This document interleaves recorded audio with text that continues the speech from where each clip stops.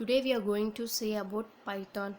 What's Python? Why we are learning Python? So all the things we are going to see in this video. So first, why to learn Python? For what purpose we have to learn Python? Because it is easiest programming language. It is easy to learn and it is a powerful programming language, a strong programming language. For example, uh, if you compare to C, C++, Java, C Sharp, so by comparing all the programming language, Python is very simple and effective programming language, and it is an effective approach to OOPS concept. So in Java, in C++, C Sharp, so in all programming language, it is important to know about OOPS concept. Okay, object, class, inheritance, binding. So it's all, yeah, it is important to learn about OOPS concept. So for understanding OOPS concept, Python is very useful, and it is an easy effective approach to OOPS concept. So for handling OOPS concept, Python is very simple to learn and easy to understand. Okay, so this is the reason why we are learning Python. Okay, next, whether Python is interpreter or compiler. For that, so Python is interpreter. So because why Python is interpreter means, because it is a line by line executions. And first of all, difference between interpreter and compiler: interpreter is line by line execution, and then compiler is after completing all program only, we will compile and then run in C, right? So that is called a compiler. But interpreter is line by line execution. So after after finishing one line, we are going to start second line, right? If there is an error in first line, it will intimate for us. Okay, there is an error in this line, so you correct it. But in C, it doesn't show any error. After the program completion only, we will compile and then we will run. So this is called a so this is on drawback in C, C++, in that area. But in Python, it is an interpreter.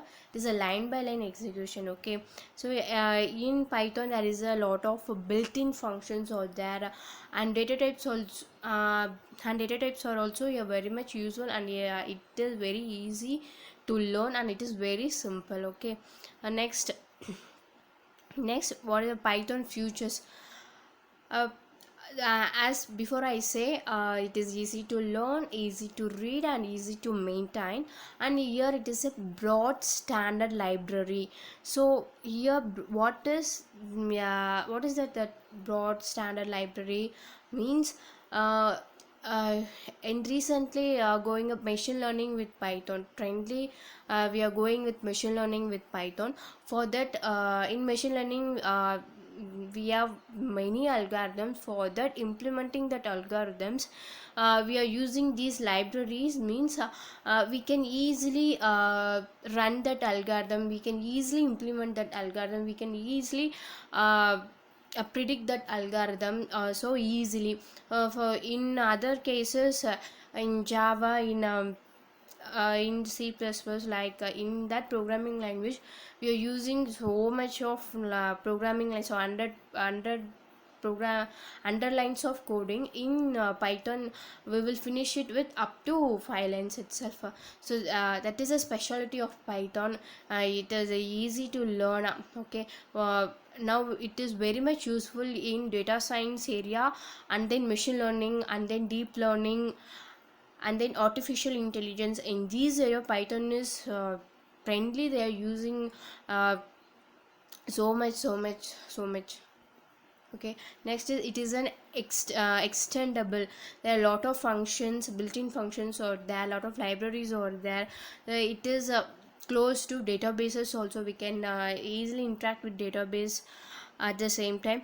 And it is a scalable means it support for large programs, so that is called scalable. So how to install the Python environment means we will go into the http that python.org website. In other cases you can also use Anaconda.